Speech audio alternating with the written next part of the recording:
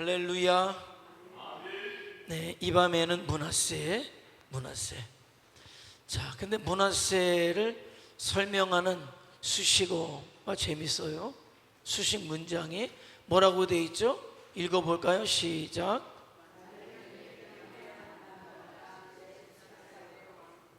말년에 회개했다. 남유다 14대 왕이었다. 므낫세가 참 재밌어요. 역대하 33장 12절 13절은 그를 이렇게 설명하고 있어요. 한번 읽어볼까요? 시작.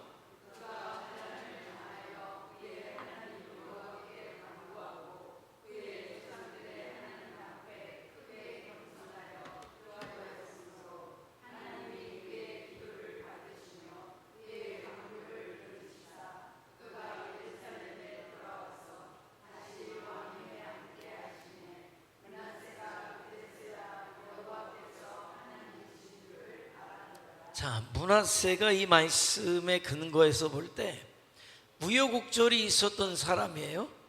우여곡절이 있었다. 자, 그런데 그가 왕이었는데 환난을 당했다. 환난을 당하고 나서 비로소 하나님께 간구하고 비로소 겸손해졌고 기도할 때 하나님이 기도를 받으셨고 다시 그가 예루살렘에 돌아왔다는 걸 보니까 붙잡혀 간 거예요. 그죠? 그러니까 여기서 얘기하는 환난이라는 게 왕이었지만은 포로로 끌려갔다. 포로 신세가 되어서 비로소 기도하고 겸손하고 회개했더니만 하나님의 기도를 들으셔서 그로 하여금 다시 예루살렘에 돌아와서 왕이 되게 하셨고, 그런 과정을 통해서 비로소 그가 여호와께서 하나님이신 줄 알았다. 이렇게 말씀하고 있어요. 우여곡절이 있는 사람이에요.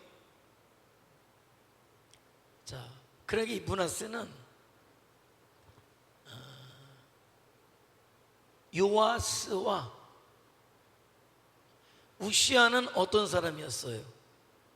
영으로 시작한 듯 했지만은, 시작은 좋았지만은 변질이 돼서 말년에 버림받았다. 이렇게 얘기할 수 있어요. 그죠?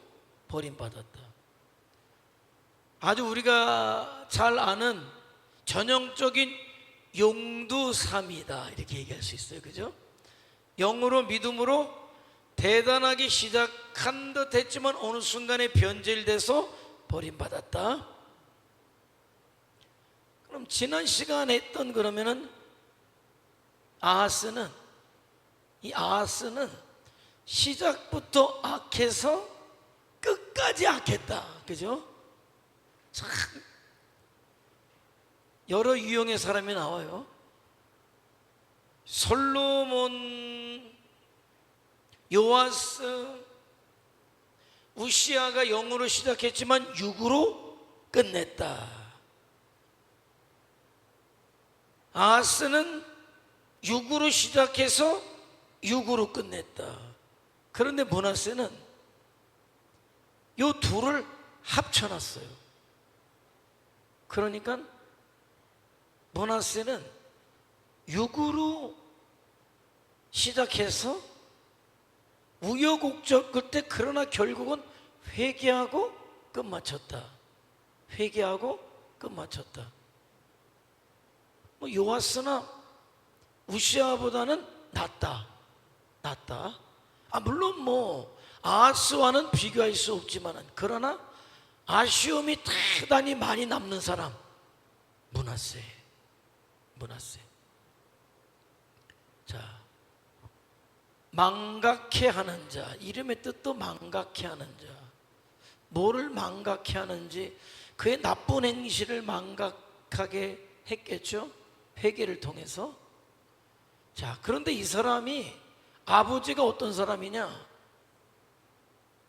선한 왕 중에서도 선하다라고 이야기하는 히스기야가 아버지였다.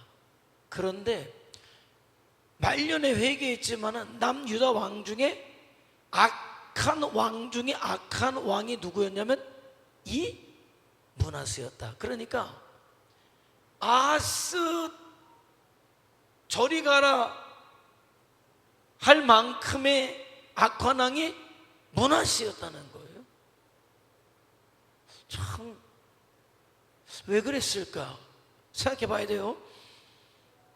아버지가 그렇게 선했는데 그랬다 이거예요. 자, 헵시바라는 여인의 아들이었다. 자, 남유다 14대 왕으로 자 생각해 봐요. 12살의 왕이 돼서 최고 오래 통치했어요. 55년. 우시아가 변질된 우시아가 52년. 그런데 55년을 했어요. 므낫세는 가장 길게 통치했는데 원만하지 않았어요. 원만하지 않아서 우여곡절이 굉장히 있었던 왕이 므낫세였다. 자, 시대적 배경. 사실은 히스기야도 아수르에게 굉장히 많이 어려움을 당했어요. 그래도 아수르와 맞서 싸워서 이기기도 했어요. 하나님의 은혜로 이겼어요. 그런데 므낫세는 아버지랑 달랐어요. 왕이 되자마자 반아수르가 아니라 친아수르 정책으로 일관했다. 그러니까 그때 당시가 최고로 아수르가 강력했을 때, 그러니까 아수르의 속국이나 마찬가지였으니까 모든 영향력을 받는 거예요. 군사, 경제, 종교의 영향력을 그대로 받았다는 거예요. 그런 시대의 왕이었다가 뭐 나름대로 고심도 많았을 것이다. 뭐 그걸 부인하는 건 아니에요. 나름대로 고심도 많았을 것이다. 자, 볼게요. 자, 이 므낫세는 회개 이전과 회개 이후로 인생을 나눠요. 자, 회개 이전에는 왕이 되자마자 우상숭배, 자기 아버지가 했던 종교 개혁을 정확히 반대로 12살짜리가 이상하죠? 12살짜리가 뭘 알아서 왕이 되자마자 자기 아버지의 종교개혁을 종교개혁으로 몰고 갔다. 그리고 우상숭배자들을 우대했다. 아하스가 했던 짓 아닙니까? 아들을 몰렉에게 제물로 바치는, 불로 지나가게 하는 그런 짓을 저질렀다. 그리고 죄 없는 사람들, 그러니까 마음에 들지 않는 사람들, 자기 정책에 탐탁하게 생각하지 않는 사람들도 죽였다. 그리고 아수르의 침입을 받게 되고 바벨론의 포로로 끌려가게 된다. 그리고 바벨론의 포로로 끌려간 다음에 비로소 하나님께 참회했다. 예루살렘으로 귀환했다. 이 말년이에요, 여러분. 그러니까 55년 중에 대부분의 시간을 악하게 보냈어요. 우상 숭배로 보냈어요. 그러나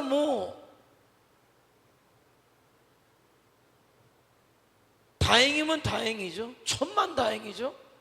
마지막 포로로 끌려가서 환난을 당하고 나서야 깨닫고 회개하고 돌아와서 종교 개혁을 시도합니다마는 결국 다 이루지 못하고 죽게 됐다.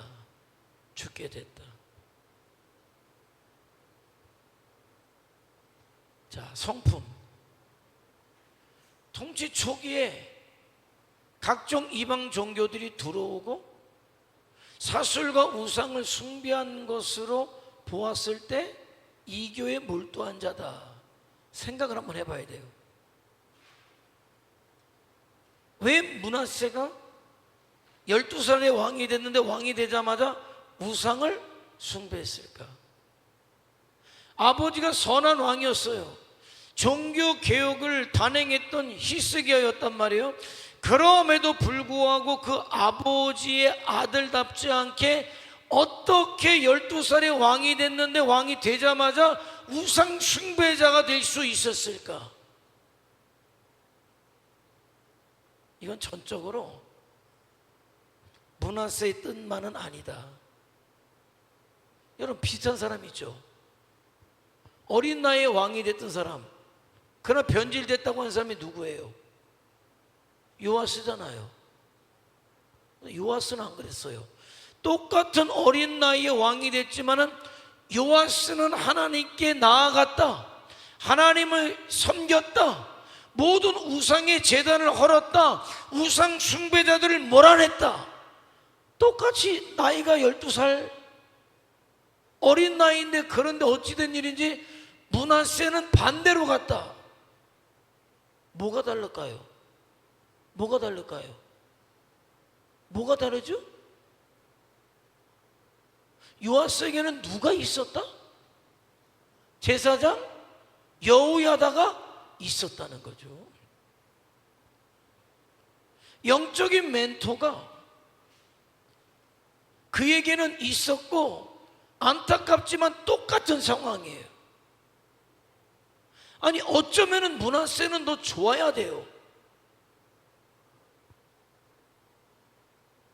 요아스가 왕이 될 때에는 뭡니까? 아달랴로 인해서 온갖 우상 숭배를 저지르는 끝에 왕이 된 거고, 다 무너졌을 때 왕이 된 거고, 므낫세가 왕이 됐을 때는 자기 아버지가 선정을 베푼 다음이었단 말이에요.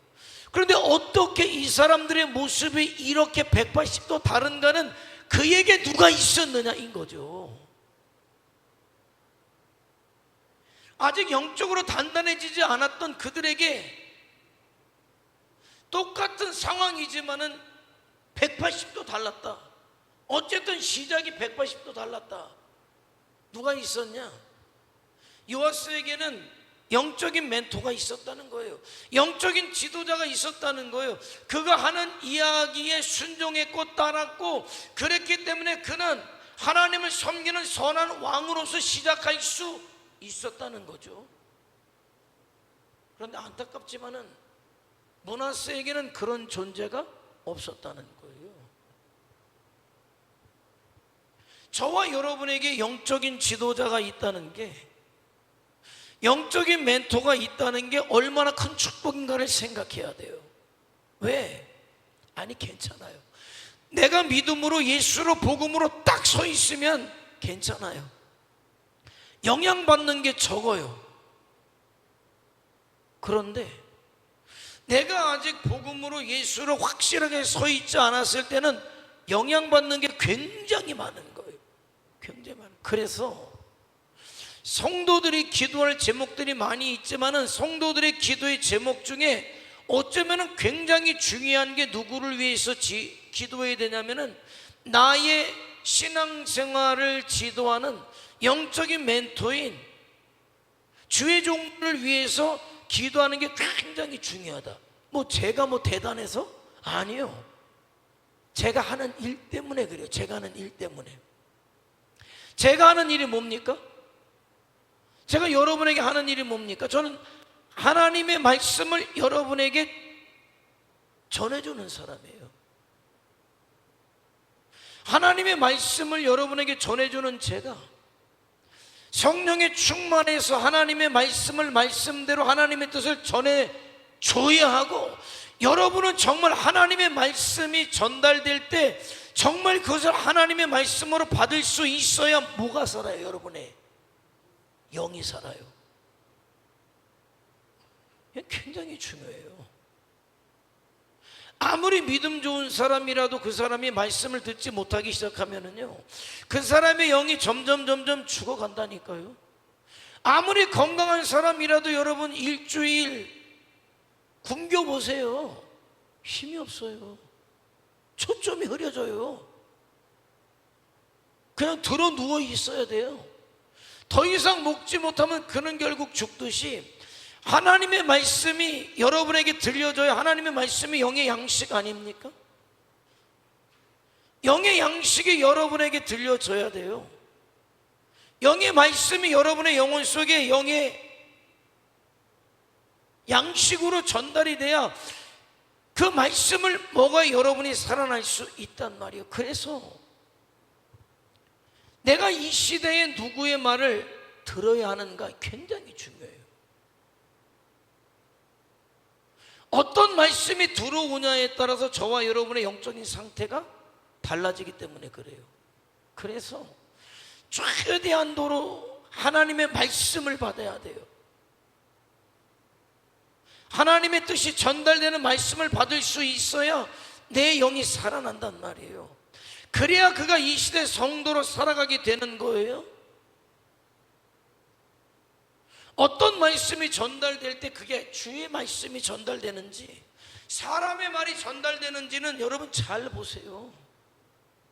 저 말씀이 내 영을 살게 하는 말씀인지 내 육을 자극하는지 뭘 자극하는지, 지금 이 말씀이 내 영혼을 자극하는지 내 육신을 자극하는지. 나는 성도와 주의 종의 만남은 100% 영적이어야 되는 거지, 육적인 문제를 통해 만나는 건 잘못된 만남이에요. 그래서 어느 순간에 하나님의 말씀이 안 들려오고 하나님의 말씀이 증거되지 않고 그게 한 달, 두 달, 6개월, 1년 되면 여러분 생각해야 돼요. 무엇을 생각합니까? 내 영이 살아야 되는 거예요. 하나님의 말씀이 전달되지도 않고 증거되지도 않고, 그런데 내가 마냥 그 자리를 지키고 있다 잘하는 건 아니에요. 하나님은 영이 살길 원하지 인간적인 의리를 원하시는 분이 아니에요. 참 안타까운 교회 있어요. 영적인 원리가 작동이 돼서 그 가운데 성도들이 모이고 목회자가 있어야 되지, 의리로 지탱하는 교회가 있어요. 의리로. 여러분, 이미 성령의 역사가 떠나갔어요. 육신적이고 정욕적인 것이 난무해요. 싸우기 싫은 사람들은 다 조용히 그냥 이렇게 빠져나가요. 그럼에도 불구하고 그 자리를 지키는 사람이 있어요. 도대체 왜? 그래도 이 교회에서 같이 한 세월이 20년, 30년, 40년인데요. 그런데 이미 그 교회 하나님의 말씀이 끊어졌어요. 의리를 지키는 건 아니에요. 간절히 기도하죠. 기회를 주죠. 그럼에도 불구하고 변질돼서 더 이상 하나님의 말씀이, 하나님의 뜻이 전달되지 않는다면 여러분은 살아야 돼요. 여러분의 영혼이 살아야 되는 거예요. 아니, 내가 영적으로 바로 서지 못해서 하나님의 말씀을 제대로 못 듣는 건 여러분의 문제고, 믿음으로 살려고 영으로 살려고 하는데 강단에서 하나님의 말씀이 선포되지 않는다고 할 때 그게 뭐 어쩌다 한두 번이 아니라, 어떤 분은 그러더라고.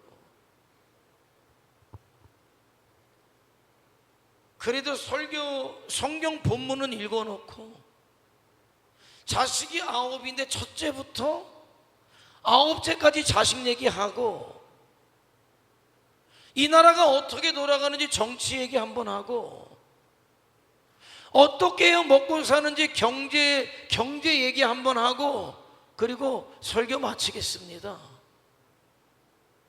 아니, 그거는 그냥만이 40분 50분을 했는데 40분 50분 동안 무슨 얘기 했어요? 첫 번째, 첫째 자식 자랑했어요.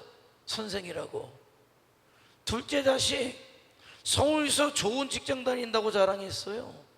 셋째 자식 자랑했어요. 넷째 자식 자랑, 아홉째까지 해야 일단 자식 자랑은 끝나요. 그러면 이제 뭐 나라 정치 얘기해야지. 정치 얘기해야지. 그 다음은 또 먹고 사는 얘기, 경제 얘기해야지. 그런 사람의 특징은요, 또 내가 시장을 만났는데, 군수를 만났는데 또 얘기해야지. 그래서 아이고야 시간 됐네, 설교 마치겠습니다. 설교했어요? 사는 얘기했잖아요. 여러분이 그런 얘기를 6개월, 1년 들으면 여러분의 영혼 다 죽어요. 그런데도 그래도 목사님 한 세월이 30년, 40년이기 때문에 여기 있어야 되는데, 아니요. 의리는 여러분의 영을 살게 하지 않아요. 이게 불행한 얘기 하는 거예요. 불행한 얘기. 영적인 원리, 성령이 역사하는 교회가 돼야 내가 살아요. 하나님의 말씀을 들어야 내 영이 반응을 한단 말이에요. 그래야 하나님 앞에 어떻게 살 것인가, 어떻게 해야 하나님 앞에 기쁨이 될 것인가, 영광이 될 것인가를 생각하고 믿음의 삶을 결단하게 된단 말이죠. 그런데 세상 얘기 들어봐요. 어디 가면 맛있는 거 있다더라. 맛있는 거 먹어서 그걸 뭐 굳이 뭐 교회 와서 어디가 맛있는 얘기를 들어야 돼요? 어떻게 하면 돈을 번다더라. 아니, 돈 버는 얘기를 교회에서 들어요? 아니, 다른 데 가봐요. 돈 버는 얘기는 다른 데서 더 잘하지. 정치 얘기? 교회에서 왜 정치 얘기를 해야 됩니까? 나라를 위해서, 민족을 위해서 기도하지 말라는 게 아니에요. 쓸데없이 어디 편향된 얘기하지 말라는 거예요. 왜? 정치가 여러분의 영을 살게 하지 않기 때문에. 보수가 여러분의 영을 살게 한다면 보수 얘기만 할 거예요. 진보가 여러분의 영을 살게 한다면 진보에 대한 이야기만 할 거예요. 아니, 괜히 헷갈리기만 해. 여러분의 영에 도움이 안 돼. 그러니까 여러분도 교회 와서 정치 얘기하지 마시고 집에 가서 하시든 뭐 하시든. 그래서 교회를 나누고 하나님의 말씀이 약해지고 목표를 잃어가고 말씀을 듣고 말씀 어떤 사명 지향적인 것을 선택하고 와야 되는데 교회 갔다 기분 나쁜 거죠. 아니, 어떤 소리를 듣냐, 어떤 영향력을 내가 받고 있느냐. 안타깝지만 문화세는 말이에요, 영적인 영향력을 행사해 주는 사람이 없었어요. 영적인 멘토가 없었단 말이에요. 그러니까 그 옆에 간신들이 붙었겠죠. 지금은 아수르가 강하니까 아수르에게 바짝 붙어야 우리가 삽니다. 12살짜리가 뭐합니까? 정말 하나님의 말씀을 전해주고 하나님으로 살아야 됩니다라는 사람이 있어야 되는데 그에게는 여호야다와 같은 사람이 없었다. 그러다 보니까 어떻게 해요? 간신들의 말을 들으니까 계속 영향을 받는 거죠. 믿음 아닌 소리에 영향을 받는 거예요.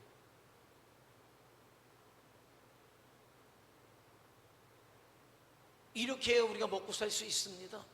아수르에 붙어야 먹고 살 수 있습니다. 아수르가 섬기는 신을 섬겨야 우리도 강해질 수 있습니다. 거침없이 들어오는 거죠. 그 듣지 말아야 할 소리를 므낫세가 그냥 들어버린 거예요.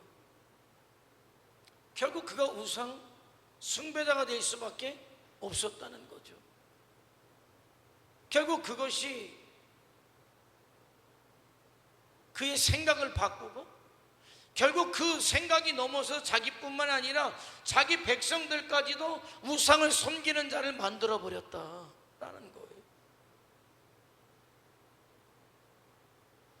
므낫세는 뭐라고 이야기할까? 안타깝지만 불행한 거는요, 영적인 멘토가 없었다는 거예요. 들을 소리를 못 듣고 듣지 말아야 할 소리를 들었기 때문에 그의 비참한 인생은 시작되었다는 거예요. 또 어떤 문제가 있을까요? 타협한 거죠. 이겨낼 힘이 없는 거예요. 아, 왜 12살인데 왜 아버지가 어떻게 살았는가를 왜 안 받겠어요? 그런데 아버지의 길, 믿음의 길을 따라갈 힘이 없었다는 거예요. 힘이 없으면 결국 어떻게 되는지 아십니까? 타협하는 거예요. 여러분에게 영적인 힘이 없으면 타협하는 거예요. 세상과 타협하는 거예요. 나에게 영적인 힘이 있어야, 분별력이 있어야 아닌 거는 아닌 걸로 단호한 거고, 내가 손해를 보더라도 아닌 거는 아닌 거예요. 초대교회 성도들이 영적으로 충만하니까, 분별력이 딱 생기니까 아닌 건 아닌 거예요. 육은 육이고 영은 영인 거예요. 나는 믿음으로 살아야 될 사람, 성도로 살아야 될 사람, 하나님의 영광을 위해서 살 사람이라는 분명한 분별력이 생기는 거예요. 타협하지 않아요. 심지어 재산을 잃어버리고 사회적인 지위를 잃어버리고 내 목숨을 빼앗는다고 해도 타협하지 않아요. 죽이려면 죽여라. 나는 죽는 것을 선택하겠다. 나는 로마 황제가 주님이 아니라 예수 그리스도 우리 주님이 내 주님이시다. 나는 너희와 타협할 수 없다는 거예요. 므낫세의 비극은 무엇입니까? 타협했다는 거죠. 왜 타협합니까? 힘이 없으면 타협해요. 믿음 생활 잘하다가 말이에요, 자식들을 위해서 기도합니다. 근데 어느 순간에 나이가 먹고 내가 늙어요. 자식들이 컸어요. 자식들이 뭐 경제력도 크고 뭐든지 다 크겠죠. 어느 순간에 부모가 타협해요. 교회를 잘 나오던 집사님이 안 나와요. 나가서 집사님 왜 교회를 안 나오십니까? 아유, 이제 우리 애들도 컸고요. 우리 애들이 다 절가를 다니니까, 한 집에 종교가 둘이면 집안 되는 것도 안 되니까 내가 포기하기로 했어요. 그게 있을 수 있는 일입니까? 그런데 여러분, 영적인 힘이 없으면 그렇게 돼요. 육신의 힘은 약해지겠죠. 육신의 힘은 아마도 쇠해지겠죠. 그러나 영적인 힘만은 약해져서는 안 된다는 거예요. 죽을 때까지도 내가 믿는 하나님이 살아계신 분이시고 진리이시고 예수 그리스도가 구원의 길이고 구원의 방편이라면 자식들이 어떤 소리를 해도 타협하면 안 돼요. 들어서는 안 돼요. 이제는 애들이 저렇게 컸는데요, 타협하면 지는 거고 망하는 거예요. 므낫세가 왜 이렇게 불행할 수밖에 없습니까? 타협하기 때문에 그래요. 여러분, 얼마나 신앙생활 많이 타협합니까?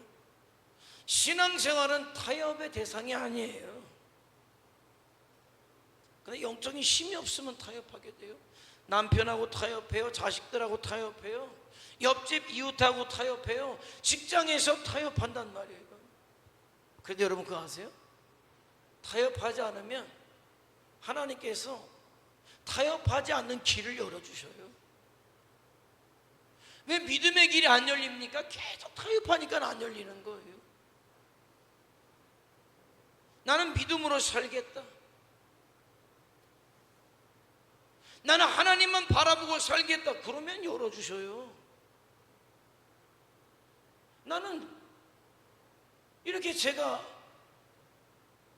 지금 개척부터 26년인데요 26년을 이렇게 99년에 개척해서 생각해 볼 때 무엇이었을까? 하나님께서 나를 인도하신 그런 은혜를 주신 비결이 뭘까 생각해 봤는데 하나 있어요. 타협하지 않았다는, 딴 생각하지 않았다는 거. 우리 때도 개척 꽤 어려웠어요. 힘들었어요. 그래서 우리 때도, 저 개척할 때도 개척교회 목사들이 뭐 운전을 한다 뭘 한다 어려우니까 저도 역시 어려웠어요. 말씀드렸지만 뭐 어느 뭐 교회가 있어서 뭐 전폭적으로 지지해준 것도 아니고 밀어준 것도 아니고 정말 5만 원 10만 원 그렇게 개척교회 선교 후원하는 걸로 시작해서 어려움은 있었지만은 그러나 아니다, 굶어도 교회에서 기도하면서 굶어야지 나가서 돈 버는 것은 아니다. 근데 나가서 돈 번 목사들 많아요. 사는 게 낫지. 아니면 사모가 일하러 나간 사람들도 많아요. 그런데 지금 돌이켜볼 때 그렇게 했던 사람들이 그래서 잘 됐냐, 목회가 잘 됐냐, 살 길이 잘 됐냐? 아니, 그냥 먹고 사는 거예요. 먹고 사는 거예요. 가까운 주변에도 그런 사람들 많아요. 사마도 나가서 벌고 목사도 나가서 벌어요. 그러니까 사는 거는 저보다도 훨씬 더 낫더라고 보니까. 그런데 교회는 10년 가도 똑같아. 아니 10년 가니까 가족들끼리 남더라고. 목회도 그래요. 타협하면 안 돼. 어떤 인간적인 생각을 가지고, 합리적인 생각을 가지고 타협하면 망하는 거예요. 신앙생활이 그래요. 우리 아버님이 그러시더라고.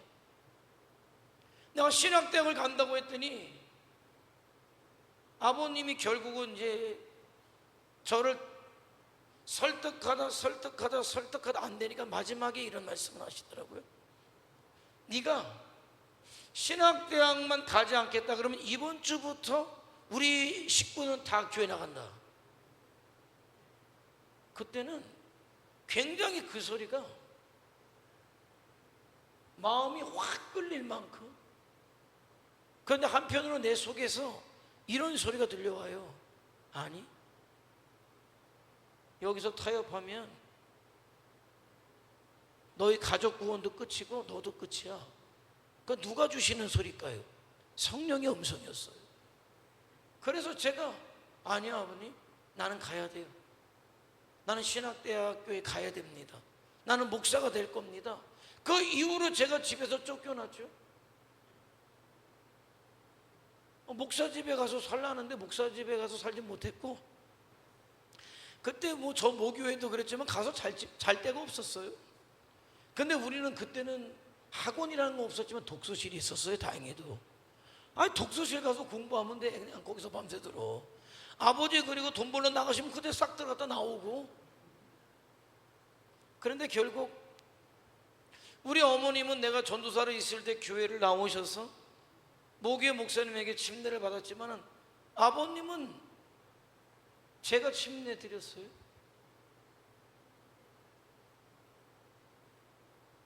돌이켜보니까 맞아요. 그때 아버님 그 혹하는 소리에 내가 타협했다면 아마 지금 저는 어디 있는지 모르겠고 아마 우리 가정 자체도 가정의 구원이라는 것은 이루어지지 않았을 거다. 살면서 그렇게 가까운 사람들이 내 마음이 혹할 만큼의 어떤 제안들을 던져요. 근데 가만히 보세요. 그 제안이 내 영적으로 나를 세우는 제안인지 허무는 제안인지를 생각하란 말이에요. 당장 그 자리에서 달다고 해서 낼름 삼키는 게 아니라 뭐가 급합니까? 하나도 안 급해요. 지금 당장 답을 줘야 할 만큼 그렇게 급한 문제가 하나도 없어요. 그런데 왜 그 중차대한 영적인 선택들을 왜 듣자마자 합니까? 아니 내가 오늘 집에 가서 생각해보고 아니 기도해보고 내가 내일 답을 줄게. 그런데 기도할 때 정확하게 하나님 앞에 묻는 건 그것이 내 영적으로 도움이 됩니까? 안 됩니까? 내가 하나님 앞에도 가까이 갈 겁니까? 아닙니까?를 물어야 되는 거예요. 직장생활 잘해요. 주일 성수 잘해요. 교회 봉사 언제든지 할 수 있어요. 그런데 제안이 쑥 들어와요. 지금 얼마 받아? 200만 원 받지. 300만 원 준다는 데가 있으니까 일로 와봐. 다 좋아 다 좋아. 근데 한 가지 뭐가 안 좋을까요? 신현주 권사님, 200만 원 받았는데 300만 원 준대요. 근데 한 가지 안 좋은 게 있대. 뭐 같아요? 뭐 같아? 생각해봐요. 쳐다보지 말고 빨리 얘기해봐요. 뭐 같아? 뭐? 한 가지 안 좋은 게 있어. 뭐? 최영수권은 뭐 같아요? 그렇지. 주일을 못 지켜. 근데 꼭 주일만 가야 돼? 아니 꼭 주일만 가야 돼요? 수요일날 가면 되잖아. 수요일날 가면 되잖아. 그렇지. 뭐 수요일날 예배는 하나님이 안 받으시나? 맞지. 그래서 300만 원짜리로 가요. 그리고 나서 어떻게 해요? 주일도 못 지키고 수요일도 못 지켜요. 그런 경우들이 대부분이야. 그런 경우들이 대부분이야. 어떤 성도들이 어떤 직업을 선택할 때가 그래요. 그런데 돈은 100만 원 더 버는 거 확실해. 그런데 생각을 해보면 돈 100만 원은 더 벌지만 그것이 정말 나를 살게 하는 건지 아닌지. 그런데 따지고 보면 그렇지가 않아. 이상하게 300만 원짜리를 갔는데 나가는 돈은 더 많아. 나가는 돈은 더 많아요. 나가는 돈은 더 많아. 이게 뭐지? 나는 주일도 못 지키고 예배도 못하고 갈 때는 그래 수요일날 예배 드리면 되지 11조 더 드리면 하나님도 기뻐하시겠지 라고 생각을 해서 갔는데 결국 다 잃어버리는 결과가 오는 거야. 다 잃어버리는 결과. 교묘하게 그렇게 나를 타협하게 만들어요. 교묘하게. 그런데 내가 300만 원을 벌어가지고 말이죠. 300만 원을 벌어가지고 잘 먹었다. 잘 먹어. 맞아. 잘 먹어요. 잘 먹어요. 잘 먹어요. 200만 원 벌면 덜 먹을 거예요. 그런데 마지막 가가지고 300만 원 벌어서 잘 먹은 사람과 200만 원 벌어서 덜 먹은 사람이 누가 결국은 승리하는 자냐? 하나님 앞에 200만 원 벌어서 좀 덜 먹었어도 하나님 앞에 예배자의 사명 감당하고 예수님의 증인된 사명 감당하는 사람이 결국은 이기는 자예요. 하나님 앞에 섰을 때 하나님이 그래 너 뭐 먹다 왔냐? 너 얼마나 좋은 집에서 살다 왔냐? 너 얼마나 좋은 옷을 입다 왔냐? 이거 절대 주님의 관심사가 아니에요. 주님의 관심사가 1달란트냐 2달란트냐 5달란트 있지 않아요. 네가 받은 달란트만큼 네가 살았느냐를 물어보는 거죠. 물어보는 거예요. 성도들의 성공의 비결이 어디 있습니까? 하나님이 얼마나 기뻐하시느냐 있는 거예요. 얼마나 기뻐하시느냐 있는 거예요. 얼마나 변질되지 않고 얼마나 하나님께서 기뻐하시는 삶을 살았느냐에 저와 여러분의 성공이 기준이 되는 거예요. 기준이 되는 거예요. 그러지 않기 위해서 뭐냐? 타협하지 말아봐요. 아유 목구멍이 포도청인데 목사님 그러면 살아야지. 그럼 목사님이 그럼 먹여주세요. 아니 제가 안 먹여줘도 하나님 앞에 믿음으로 살려고 하면 하나님이 열어주세요. 하나님이 열어주셔요. 그럼 여러분이 경험해 보면 알아요. 개척교회 망할 줄 알았지? 아니 제가 얘기하잖아요. 저는 개척교회 망할 줄 알았죠. 밥 못 먹고 굶어 죽을 줄 알았죠. 때가 되니까 됐다. 너 이제 한번 강릉으로 가봐라. 강릉 갔는데 말이에요. 개척하는 게 사례비로 따져보면 개척하는 게 더 낫더라고. 진짜 낫더라고요. 근데 틀림없는 건 먹고 사는 문제가 아니라 다른 목회를 하게 하시더라고요. 50년 된 교회는 틀림없이 개척교회와는 다른 목회를 하시더라고요. 그러면서 14년 있다가 1000명이 넘는 교회 그렇게 해서 오라 그래서 가가지고 거기서 될 줄 알았죠. 안 됐지. 망하는 줄 알았지. 나와서 그날 밤에 생각해 보니까 말이에요. 아니 진짜 뭐 거기 있을 때 뭐 1000명이 넘는 사람들한테 설교할 때 뭐 하는 것 같더니만은 딱 나오고 났더니만은 아니 뭐 배운 기술이 있어야 뭐 기술도 없지. 아니 진짜 이게 성경에서 진짜 빌어먹자니 부끄럽고 뭐 하자니 기술이 없고 딱 나야 나. 없어요. 그래서 그때 내가 굶어 죽었냐? 아니 3일 만에 우리 천주교회 왔다고 얘기했잖아요. 금요일 날 이사 나와가지고 이삿짐도 못 풀었어요.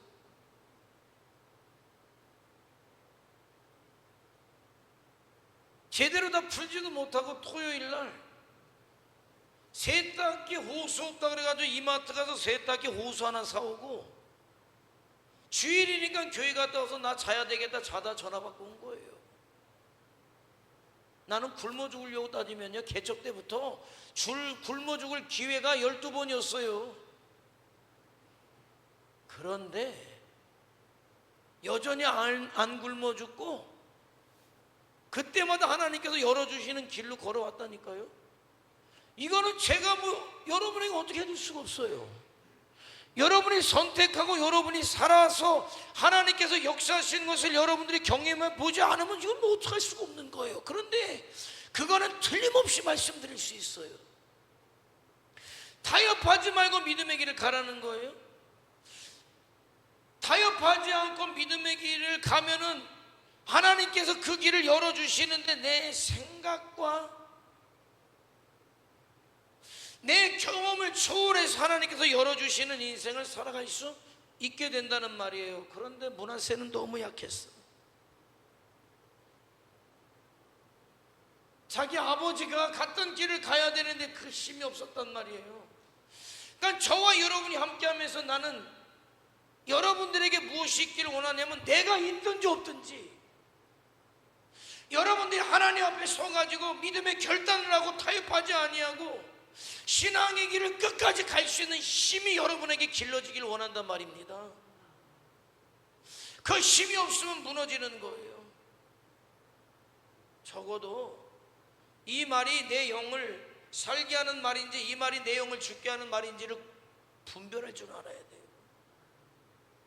적어도 이게 내가 먹고 사는 건지 먹고 죽을 건지는 분별할 수 있어야 된단 말입니다. 기분으로 말씀을 받지 말고 영으로 받을 수 있어야 돼요.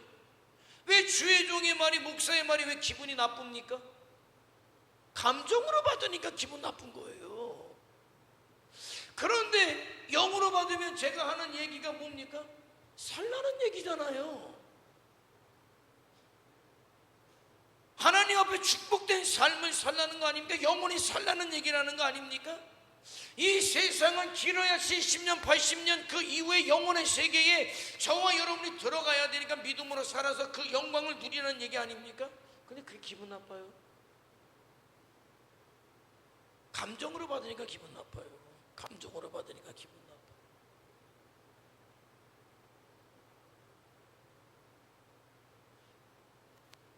요아스가 언제 살았습니까? 여호야다의 말을 들을 때 살았어요.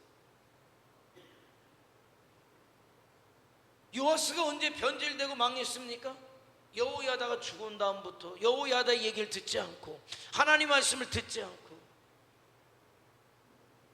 그런데 안타까운 건 여호야다가 살아있는 동안에 힘을 키웠어야지. 여호야다가 있든지 없든지 살아왔던 믿음의 삶, 하나님이 기뻐하시는 삶을 살아갔으면 그와 하나님이 함께 하셨던 거란 말입니다. 누가 그런 힘을 키웠습니까? 여러분, 모세는요 하나님과 대면하는 사람이었어요. 하나님께서 친구처럼 여겼던 사람이 모세였단 말입니다. 그걸 누가 봤어요? 여호수아가 젊었을 때부터 그 모습을 봤단 말이에요. 감히 범접할 수 없는 그 힘이 모세에게 있었단 말이에요. 여호수아는 늘 그런 생각했겠죠. 나는 모세에 비하면 모세의 발바닥도 따라가지 못한다는 생각을 했을 거예요. 그런데 여러분, 뭐 세월 앞에 장사 있습니까? 모세가 사명 다하니까 하나님이 모세를 불러가셨단 말이에요. 그날 밤에 여호수아가 잠을 잘 수가 없었어요. 왜? 네가 그 일하라는 거예요. 네가 모세가 했던 일을 이제 네가 해야 된다. 내가 어떻게 그런 일을 합니까? 걱정하지 마. 너는 모세 밑에 있으면서 너는 이미 네 안에 그 힘이 있어. 그러니까 좌로나 우로나 치우치지 말고 모세를 통해 내가 너에게 이런 말씀 그 가운데 기록된 대로만 행해. 순종하기만 해. 그러면 내가 너를 함께하고 너를 형통케 할 거야. 여호수아는 그대로 받아요. 근데 힘이 없으면 그거 못 받아요. 여호수아는 아마 마음속에 있지 않았겠어요? 모세가 늙어가는 것을 보면서 언젠가 내가 모세의 뒤를 이어야 하기 때문에 그는 그 안에 힘을 키웠던 거예요. 모세가 회막을 떠나가도 여호수아는 회막을 떠나가지 아니했다. 뭐 했을까요? 하나님 앞에서 그는 영적인 힘을 키우고 있었단 말이에요. 그래서 그때가 왔을 때 모세의 뒤를 이어서 이스라엘 민족의 지도자가 되었을 때에 이스라엘 백성들을 이끌고 모세가 했던 그 능력 그대로, 모세가 홍해바다를 갈랐다면 여호수아는 뭡니까? 요단강을 가르고 가나안 땅에 들어갔잖아요. 사명이 달라요. 모세는 40년 동안 이스라엘 백성들을 광야에서 인도하는 사명이 있었다면 그 사명 다 한 것이고, 이제 여호수아는 모세의 뒤를 이어서 요단강을 가르고 가나안 땅에 들어가서 가나안 땅을 정복하는 사명을 죽을 때까지 완수하고 하나님 앞에 갈 수 있었다. 그 힘을 키웠다는 거예요. 저는 저와 여러분이 신앙생활하면서 여러분에게 그런 힘이 있어야 돼요. 믿음을 선택할 수 있는 힘, 하나님을 선택할 수 있는 힘, 이런 시대를 믿음으로 살아갈 힘 말입니다. 신앙의 힘이에요. 자꾸 벌리지 말아요. 마지막까지 핵폭탄이 터지면 마지막까지 살아남을 생명체. 신선옥 집사님, 마지막까지 살아남을 생명체 뭐 같아요? 에? 하나님? 아니, 마지막까지 여기 살아있을 생명체, 핵폭탄이 터지면 뱀이 살아있을까? 쥐가 살아있을까? 호랑이가 살아있을까? 코끼리가 살아있을까? 뭐가 살까요? 뭐가 살까요? 가장 숫자 많은 거. 그냥 힌트, 우리나라는 조그만데 동남아 가면 커. 우리나라는 못 날아가는데 동남아는 막 날아가기도 해. 바퀴벌레. 왜요? 왜 바퀴벌레가 끝이 살아남을까? 사명이 있어서? 뭐 생명체가 뭐 코끼리 뭔지 아세요? 조그마니까 큰 놈들 먼저 죽어요. 큰 놈들. 핵폭탄 터지면 큰 놈들 먼저 죽어요. 코끼리, 사자, 기린, 사람도 예외 없죠. 작은 놈들이 끝까지 버텨요. 작은 놈들이 조금만 먹어도 되거든. 걔네들은. 그러나 코끼리는 하루에 수십 킬로를 먹어야 돼. 그런데 핵폭탄이 터졌는데 수십 킬로짜리 풀이 어디 있어요? 다 탔는데. 고래도 눈에 안 보여서 그렇지 입 벌리고 하면서 다 먹는 거예요. 플랑크톤을 얼마나 먹는지 아세요? 그 등치가 살려면 얼마나 먹겠어요? 그냥 입 벌리고 싹쓸이 하면서 다니는 거예요. 싹쓸이 하면서. 사람도 여러분 얼마나 먹어요? 사람도 먹을 만큼 먹잖아요. 바퀴벌레는 그냥 먼지만큼만 있어도 돼요. 여러분, 자꾸 신앙생활에 지장받지 않으려면요, 지금 이 사회는 급변해요. 이 세상은 급변해요. 미국에서 뭐 어떻게 하니까 뭐 어쩌다. 나는 IMF 때도 그러고 뭐가 힘든지 모르겠더라고. IMF 때 개척했는데 뭐 다들 죽겠다, 망했다, 그냥 뭐가 어떤지 모르겠더라고. 지금도 뭐 어렵다, 살겠다, 뭐가 뭔지 모르겠더라고. 왜? 하도 작게 살아가지고 영양이 없어. 그냥 하도 조금 먹고 그냥 작게 살고 하니까 뭐 세상이 어떻게 변해도 크게 지장이 없어요. 신앙생활이 그래요, 여러분. 많이 먹으려고 하니까 신앙생활 못해요. 에? 많이 먹으려니까 신앙생활 못해요. 왜 타협합니까? 많이 먹으려고, 잘 살려고 하니까 그러니까 타협하는 거예요. 그런데 타협할 일이 없어. 저는 뭐 어디 가서도 타협할 일이 없네. 왜? 난 무슨 난 총회장 할 생각도 없고, 하다못해 이런저런 여기서 좋아하는 것들이 많더라고. 응? 하다못해 나는 그런 생각도 없으니까 잘 보일 놈도 없고 눈치 볼 것도 없고 그냥 내 할 얘기 다 그냥 하고 나는 나대로 사는 거예요. 그런데 한 자리 하려고 하고 잘 먹으려고 하고 좀 더 어떻게 하려면 타협할 일이 한두 가지가 아니에요. 세상적으로 마찬가지로 자꾸 줄여요. 이제는 시대말은 자꾸 줄여야 돼요. 줄여야 살지 넓히면 사는 게 아니에요. 많이 먹던 거 좀 먹고 많이 쓰는 거 덜 쓰고. 왜? 뭐 때문에? 여러분 불쌍하게 사는 걸 보면 내가 기뻐서? 아니요. 신앙생활에 지장받지 말라고요. 타협하지 말라고요. 왜? 마지막 때는 타협하지 않는 사람이 이기는 거예요.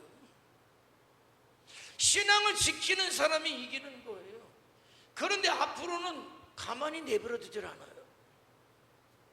신앙생활하도록 내버려 두질 않아요. 이렇게 저렇게 타협하라고 오고, 여러분 하다못해 조찬기도회다 뭐다 종교계 어떠저떠 가면은 그냥 인양반하고도 인사하고 전양반하고도 인사하고, 아유 그래도 기독교계 어른인데 그래도 초파일이 됐는데 그래도 여기 와야 되고, 그냥 나 같은 사람은 불러주지도 않아. 그냥 갈 생각도 없지만은요 아주 좋아요. 눈치 볼 필요도 없고 타협할 필요도 없고. 삶도 그래요. 월급 200만 원 받는다고 여러분 너무 슬퍼하지 마세요. 타협할 일이 없어요. 타협할 일이 없어요. 예? 그 안에 기쁨을 갖고 믿음으로 살리면 되는 거예요. 하나님이 기뻐하시면 되는 거죠. 하나님이 기뻐하시면 되는 거예요. 작아도 작은 대로 믿음의 삶을 타협하지 않고 사명의 삶을 살아가는 자가 이기는 자다. 누구를 통해서 배워야 됩니까? 문하세를 통해서 배우라는 얘기예요. 힘이 없으니까 타협하게 되고, 더 부강해 보이려니까 타협하게 되고, 아수라한테 잘 보이려니까 타협하게 되고, 그러니까 어떻게 해요? 결국은 우상 숭배자가 되는 거예요. 그런데 그렇게 삽니까? 그럼 살아야지. 결국 그렇게 아수르한테 잘 보려고 했던 그가 결국은 아수르에게 붙잡혀가지고 바벨론까지 끌려가요. 그런 다음에 정신 차리는 거예요. 그런 다음에 정신 차리는 거예요. 포로로 끌려와 보니까 거지가 돼 보니까는 비로소 내가 했던 것이 얼마나 어리석었는가가 비로소 깨달아졌다. 그러니까 누가 생각이 납니까? 누가 생각났을까요? 누가 생각났을까요? 아버지. 기도하던 아버지가 생각난 거예요. 그렇게 자기를 위해서 기도하던 아버지가 비로소 생각이 났단 말이에요. 그러고 나서 하나님 앞에 회개하기 시작한 거예요. 제가 얘기하잖아요. 지금 여러분의 자녀들이 믿음 생활 안 한다고 여러분 슬퍼할 필요 없어요. 여러분이 해야 될 일은 기도하는 일이에요. 여러분 기도하는 중에 돌아오면 감사한 일이지만 그러지 않을 수도 있어요. 그냥 기도만 하다가 여러분 죽을 수도 있어요. 그런데 낙심하지 마세요. 언젠간 생각난다니까. 어려움을 문하세처럼 당해보든지 포로가 되든지 거지가 되면은 그때 우리 엄마가 나를 위해서 기도하던 하나님이 생각이 나요. 우리 아버지가 나를 위해 기도하던 그 하나님의 생각이 나요. 그래, 내가 이제 하나님 앞에 돌아가야 되겠다. 통회하고 자복하고 돌아와서 하나님 앞에 와서 산단 말입니다. 결국 므낫세가 악한 세월을 보냈지만 그래도 천만다행이 무엇입니까? 그때 아버지 하나님을 기억하고 회개하고 하나님이 그를 불쌍히 여겨서 다시 돌아왔어요. 그래도 왕이 돼서 다시 종교개혁을 일으키고 우상의 달을 헐어버리는 것까지 했습니다. 그런데 한 가지, 자기는 그렇게 회개하고 하나님 앞에 섰는지 모르지만은 이미 너무나 뿌리 나게 씨앗이 많아. 그건 짐이야. 영원토록 짐인 거예요.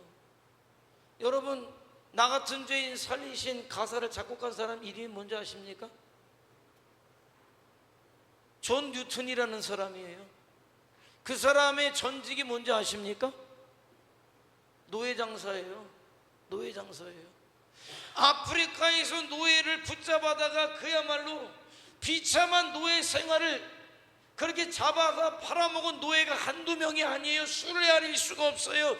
그런 그가 폭풍 가운데 죽을 위기에서 하나님을 만나게 되고 회개하고 돌아와서 목사가 되고 나 같은 죄인 살리신 찬송가를 짓습니다.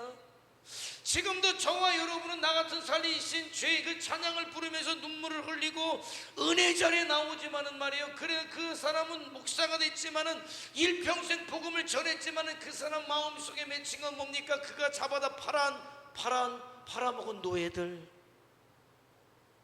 평생을 인간 대접받지 못하고 비참하게 노동이나 하던 노예 생활하다가 죽은 그들에 대한 죄값이 그에게 있었기 때문에 일평생 통회하며 자복하며 눈물 흘리며 살다가 하나님 앞에 가서도 고개를 못 드는 거예요. 므낫세가 그랬다. 이미 일평생 뿌린 우상의 씨앗이 너무나 많아요. 노벨상이 어떻게 생겼습니까? 노벨이라는 사람이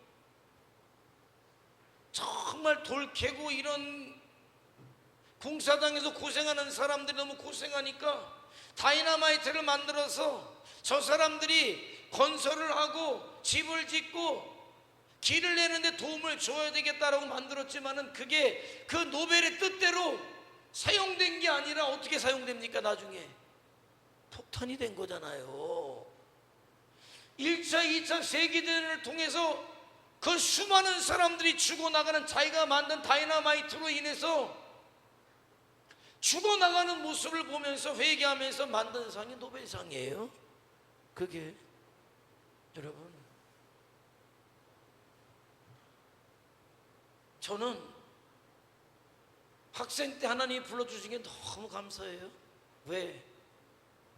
학생 때 주님 앞에 부름을 받다 보니까 나는 세상이라는 걸 잘 모르고 정말 죄 짓는 것이 어떤 것인가에 대해서 제대로 그럴 기회들이 없었던 게 감사해요. 물론 나중에라도 어려운 문제가 왔을 때라도 말이죠, 죽기 전이라도 회개하고 돌아오면 그것만큼 감사한 일은 없지만은 내가 뿌린 죄악의 씨앗이 있다면 얼마나 가슴이 아프냐는 거예요. 그러니까 되도록이면 죄 짓지 말고 믿음으로 살고 사명으로 살고, 내가 비록 회개하고 하나님 앞에 부름을 받는다고 해도 후회할 일을 남기지 말자는 거예요. 그러기 위해서는 깨어 있어야 된단 말이죠. 믿음의 분별력을 가지고 살아가야 된다는 말이에요. 이 시대 가운데 나를 성도로 부르셨기 때문에 나는 성도로 살아가야 되겠다. 마땅히 성도가 해야 될 생각, 성도가 해야 될 행동을 하면서 살면은 그런 후회들이 남지 않아요. 하나님 앞에 후회되는 일을 최소화하자. 그게 므낫세가 오늘 우리에게 주는 교훈 아닙니까? 기회가 있을 때 하나님께서 서로에게 영적인 좋은 멘토를 붙여줬을 때 잘하자. 그래야 분별력을 갖고 타협하지 않아요.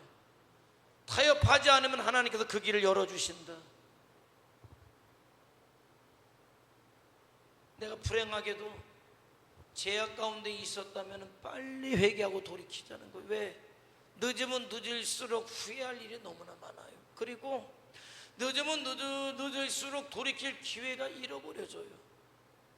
그래서 오늘 우리는 정말 하나님 앞에 영적인 분별력을 가지고 서서 믿음의 사람으로 하나님 앞에 부끄러움 당하지 않는 삶을 살아갈 수 있게 되기를 주님의 이름으로 축원해 드립니다. 기도하시겠습니다. 한번 기도하죠.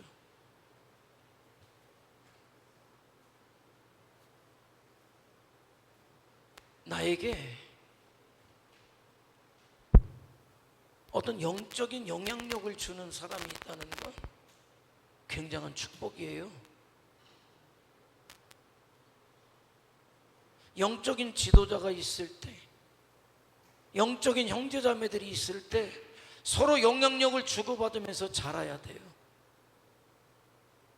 이 마지막 때를 살아갈 영적인 분별력을 키워야 되는 거예요. 영적인 힘을 키워야 타협하지 않을 수 있어요. 이길 수 있어요. 변질되지 않을 수 있어요. 죄 짓지 않을 수 있어요. 승리하는 삶을 살아갈 수 있단 말이에요. 나는 성도다. 자꾸 하나님 말씀의 기준을 둬야 돼요. 세상 것에 기준 두지 말아요. 하나님께서 살게 하시면 돼요. 하나님 주시는 것으로 살겠다, 딱 결단해야 돼요. 그럼 하나님께서 이끄셔요. 하나님이 이끄시는 삶이 어떤 것인가를 나는 체험하기를 원해요. 그래야 견고하거든, 안 흘리거든. 하나님으로 살겠습니다. 하나님 내 길을 인도하시고 나로 하여금 마침내 승리자의 반열에 서도록 우리 아버지 하나님 그렇게 이끌어 주시옵소서. 영적인 영향력을 가지고 하나님께 기쁨되고 영광되고 수많은 사람들을 주님께 이끄는 자로 살게 하옵소서. 다 같이 주여 한번 부르며 통성으로 기도합니다. 주여.